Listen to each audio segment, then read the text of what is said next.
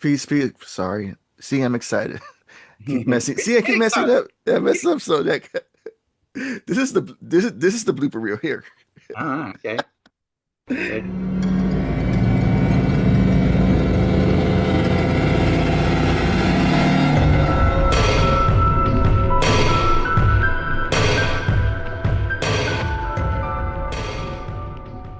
Hello, everybody, and welcome back to Troglodyte Horror and Cult Film Review. I am Loki Jesse, and I am here with director, writer, producer David Reyes. David, how are you doing today?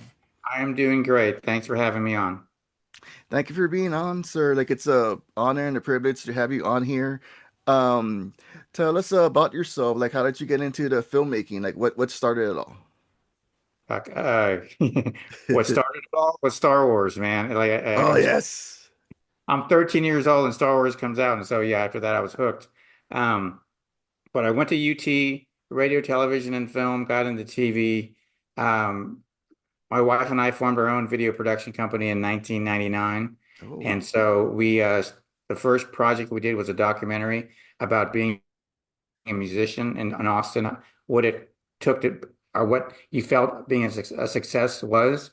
It's called Walking the Crooked Mile. It's available on YouTube.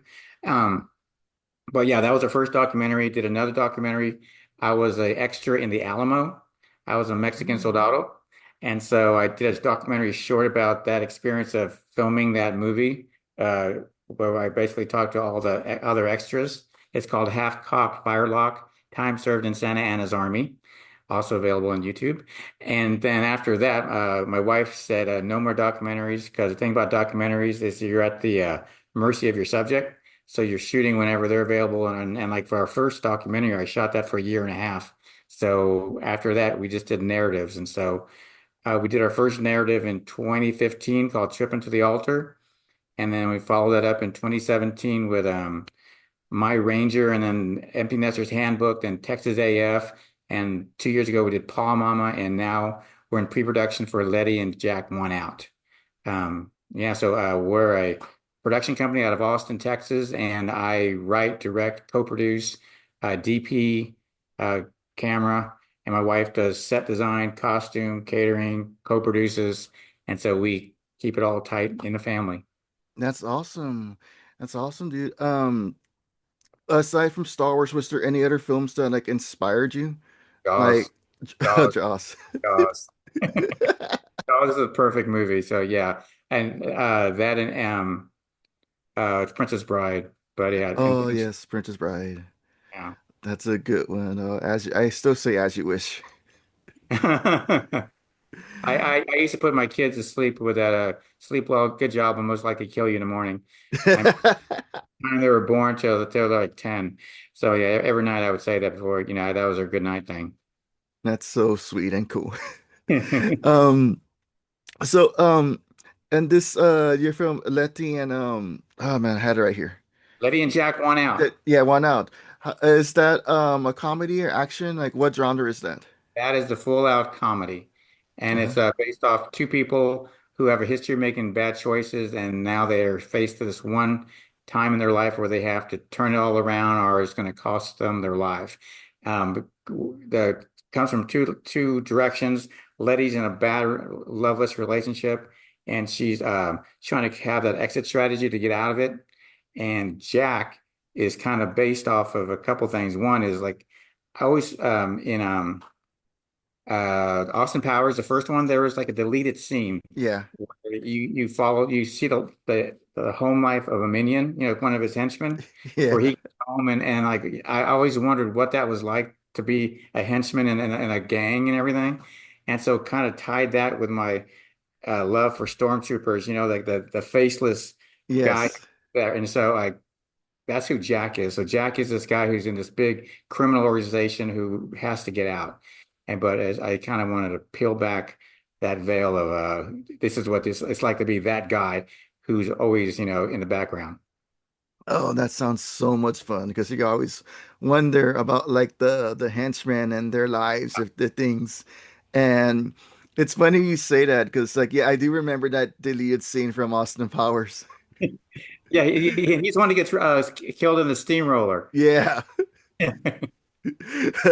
Remember that part? Because it's yeah, they Uh, drag it out and they're like move, and he still stays there. In fact, someone pointed out, well, not someone, the memes pointed out that it was the same actor that was in Halloween Kills. So he gets killed. He gets killed by Michael Myers twice. then that's worth checking out, man. Yeah, that sounds so interesting. How long did it take you to write this film?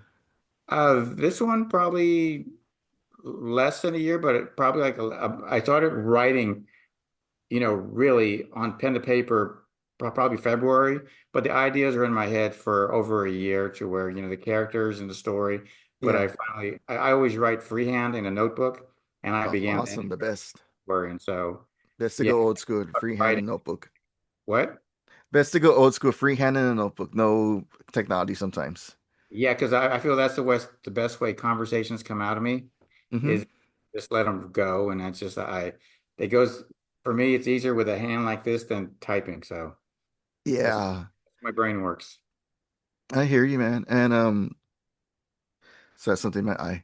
So in this film, like, um, was it easy to find the cast and crew, or did you have to like put like an all-out casting call? Did you know? For this one, but the crew, Hmm. new, and because we use the same crew for all our films. But the casting, there was only one person who I kind of had in mind when I was writing. He's the character of Monty. He's this guy I've worked with for a couple of our films, Darren Murphy. So he's the only one I knew that I wanted to go after.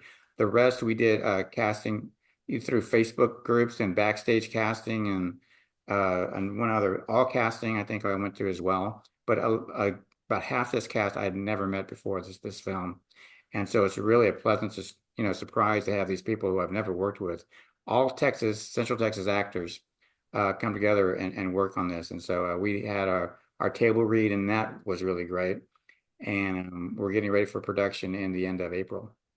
How fun was the table read? Because I I, seen like little clips of like whether it's plays or short films or features of the table read for everybody's just like just like either improvising or just like going through their lines. Like how fun was that?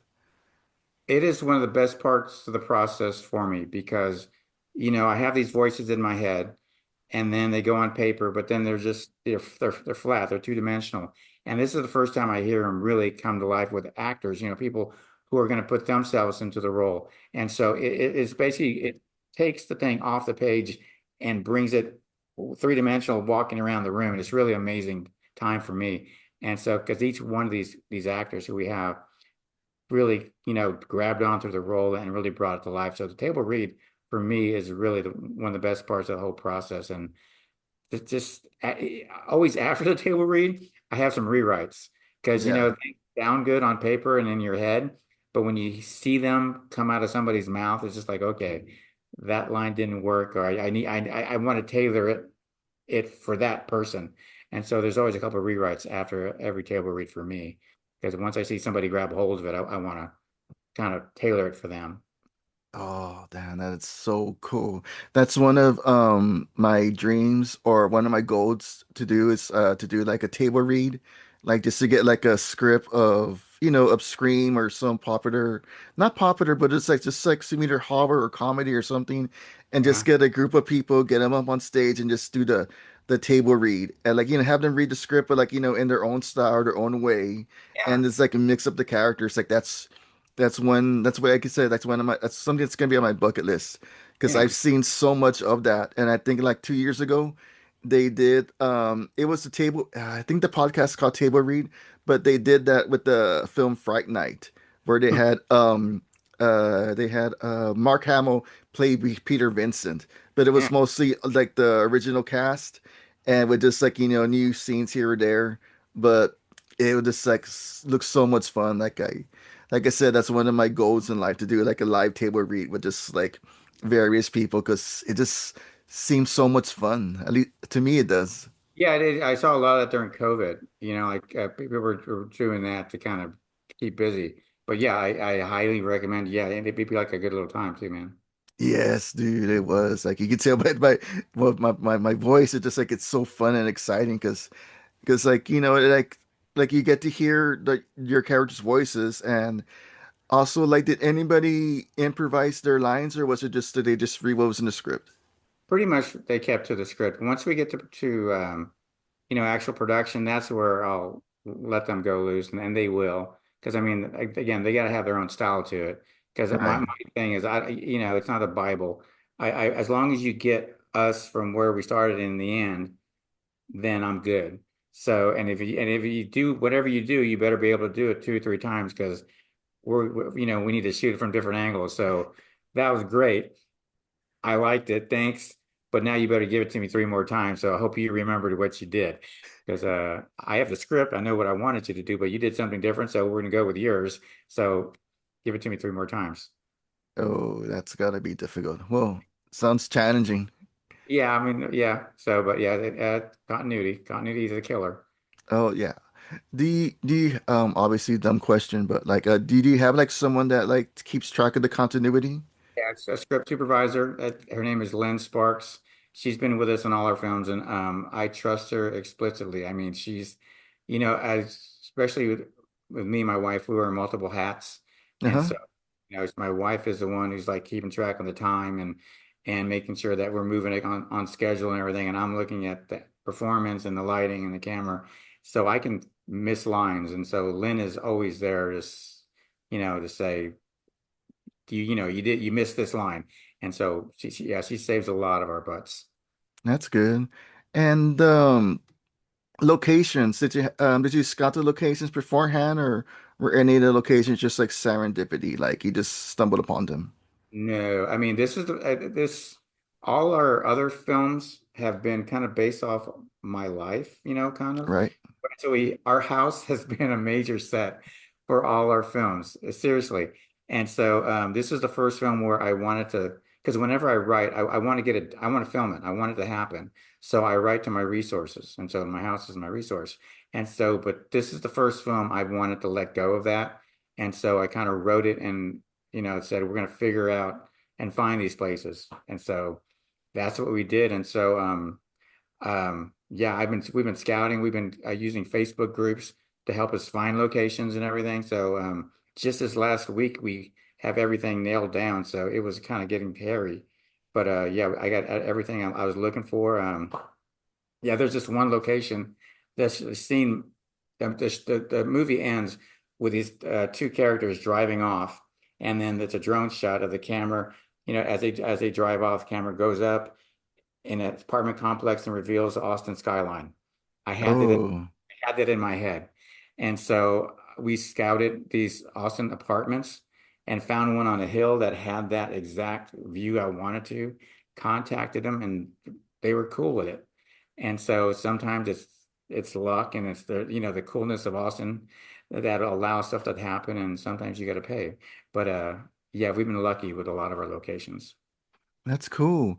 Okay, so this is a question I always ask if I remember, and thankfully I did. But like I always ask this question, um like how do you avoid procrastinating? Like what gets you to get you to work? Because me myself, I've always have these well that I have a I do struggle with some mental health Uh-huh. and depression, and there are times where like I just don't really want to do nothing. I just want to just like be lazy and stuff. But when I start recording or editing, it's like I'm on fire. Like I like I'm just like in the zone, like Yeah. focusing, doing everything. Like how do you just like prevent from just like procrastinating and being lazy? Like what gets you going? Like is it like a deadline, or is it just like you want to finish? Like what makes you like not want to be lazy? Two things. Okay.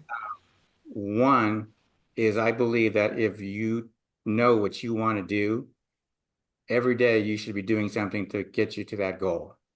So as long as you're doing something every day to move the ball forward, then you're doing good. And so I make sure I have that going. And number two, I work out a lot. And so one of the great things for me about working out is every day you're facing that no, like I don't have to do this today, or I'm good. I don't have to do another set, all that. You're always pushing through that barrier every day. So you're training your brain to get past that no, past that I've done enough, I can stop. And so when you train yourself to get past that and you know you can, that applies to your work life, your passion. And so when you feel like I don't want to do it today, you know how to get past that little voice and go, no, I'm doing it, man, because I know how good I'm going to feel on the other side. And so between those two things, I keeps me juiced and keeps me going every day. That's good. That's What I do, man. It's like I can't, it's my wife says I'm obsessive about it, but yeah, I kind of am because I love it. It's my passion. Yeah, and like I said, like when you're in that zone, whether it's filming or editing or just doing what you love, it's so fun. It's so like you get you get more creative in the way, like especially like if you're a writer and you write something and then like, oh, what if I wrote it like this or that or and again like there's been times where like I'm editing something and then I'll come up, well, what if I add this or this little uh trinket or what if I because like one thing that I've done recently is I started adding a little bit of blooper reels in Okay. the beginning of my code intro because like when I do my reviews and stuff like I'll mispronounce something or something like yeah I'll just like mess up but I'll add that little clip at the beginning so just to get it out there because like that's a little fun thing to do to get the creative juices going and to see what more I could add and things like that.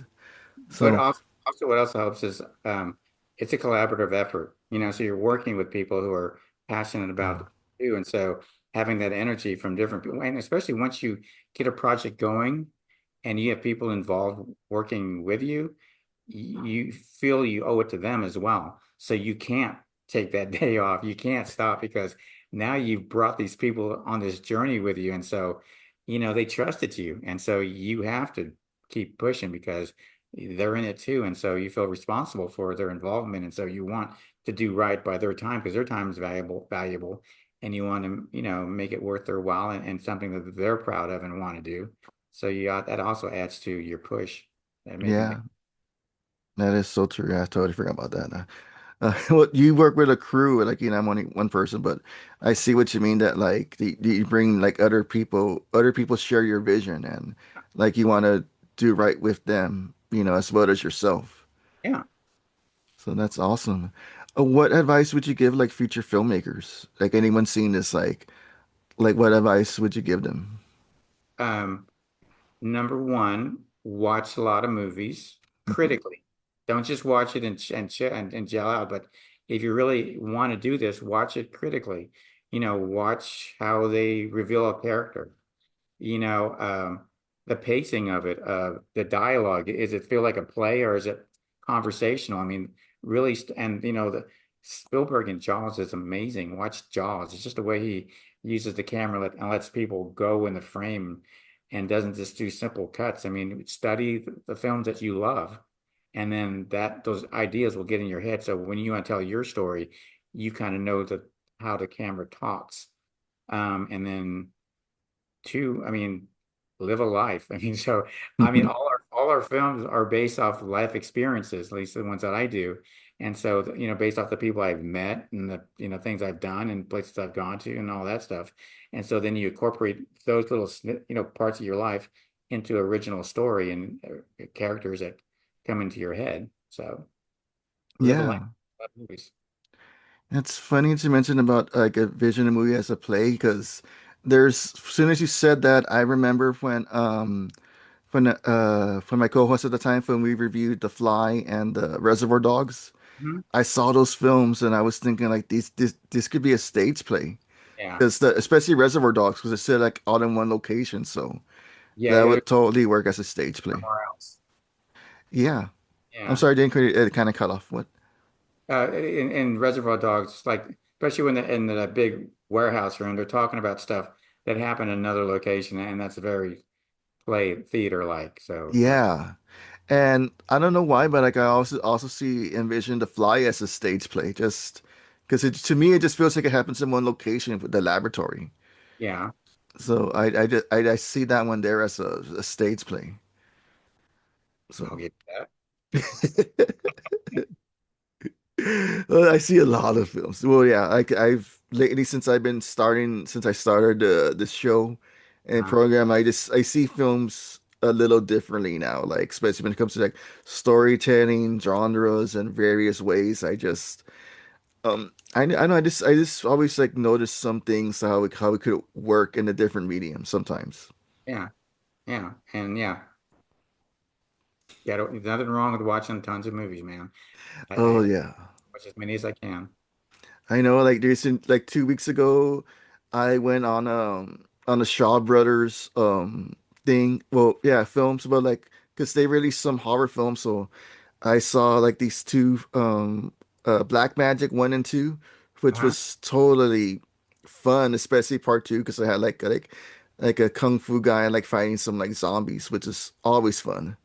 Oh no, and also there was a fight, like you could tell it was totally like green screen, but it's still like because I'm kind of afraid of heights, but they Mhm. were fighting on top of like one of those little trolleys or something that they have in China, Okay. where it's like we were like, like these two guys were like fighting on top of the roof. And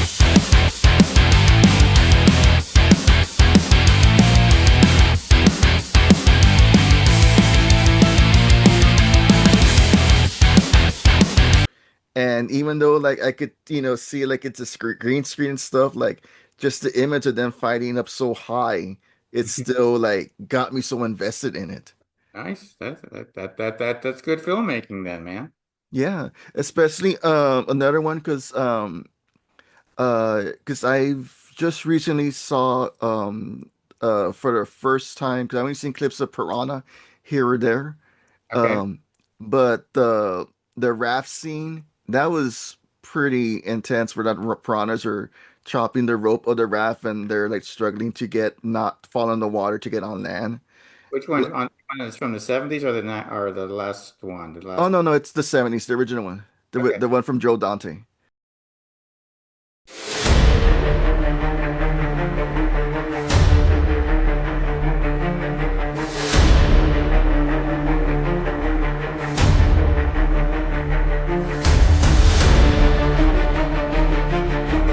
Or some form or another. I've only seen that movie one time very, very long ago.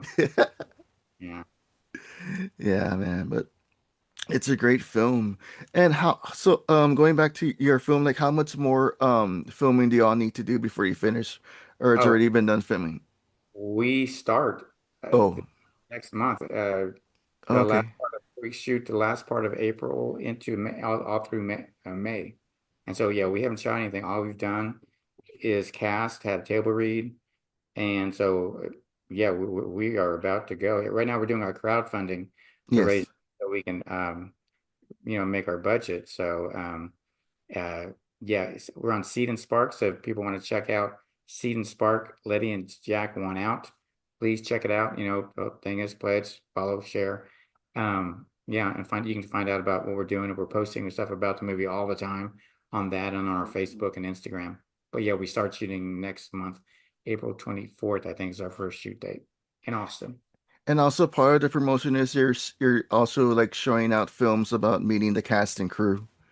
Yeah, I mean, we're trying to get people invested as best we can. We have a great cast, and I want the people to get excited about the film. And one of the ways to do that is to meet the cast. And so, when we did our table read, we asked them, "Why are you an actor?" and tell us about your character. And they all gave us good stuff, and you're going to see them all roll out. So, we're posting it on our Instagram, Facebook, and on our Scene Spark page. And so, if you can check them all out there. So, and we'll be rolling those out throughout the whole campaign. That's awesome. And where can okay, so as we near the end, where can people like contact you or find out more about the film aside from the Seed and Spark? Aside from that, we're on Facebook and Instagram. Just look at for Letty and Jack Want Out, LettyAnd Jack Want Out. We're also on TikTok, but we're all under that same thing. And so, yeah, that's we're posting all the time, trying to get people excited about what's coming up. And so, just follow us, and you'll find out everything you need to about this film. Awesome. And before we go, do you want aside from the film, do you want to do like any shout outs or other promotions or attention? Now, I mean, all my attention right now is on pre-production and actually making this making our goal on our Seed and Spark. I mean, I hate to keep plugging it, but yeah, No. it's a modest goal. It's a feature film that our goal is like just under $6,000. So, that's not a lot of money. That's nothing to make a feature film. And that all goes to pay our cast and catering for the most part. And so, yeah, we always make sure we pay our cast and got to feed them. And so, right now, all our efforts are on making this campaign work so that we have a great shoot in April and May. That's awesome. That's awesome. Well, I told you, well, I had mentioned before, like, I had donated, so like, I hope you all get more pledges and donations. And like the film sounds like so much fun, and I really can't wait to see it. I can't wait to see its completion and just like all the other like fun bits that you'll release like on your socials. Oh yeah, every day on the set, we'll be releasing behind the scenes stuff. And so, yeah, if you follow along, you'll get to see the making of as it's happening. And of course, there's going to be a blooper reel, blooper reels. I don't think we're not going to make mistakes. I hope not. Yeah, well, whatever happens is gonna come out. As long as nobody looks too bad, yeah, we're gonna put it out there because we want to. This is a comedy. We're gonna have fun on and off the screen, and so the whole, I need a comedy. I need a comedy in my life, and so we're that's what we're making, and we're gonna have fun with this, and we want everyone involved to have fun, and so yeah. Well, thank God I'm not in your film because I would make so many mistakes. I would be the kind of like the kid from Charlie Chaplin or just that calamity person that's, oh yeah, like that guy from Police Academy, the one that mistakes always happen to him. Yeah. That's me.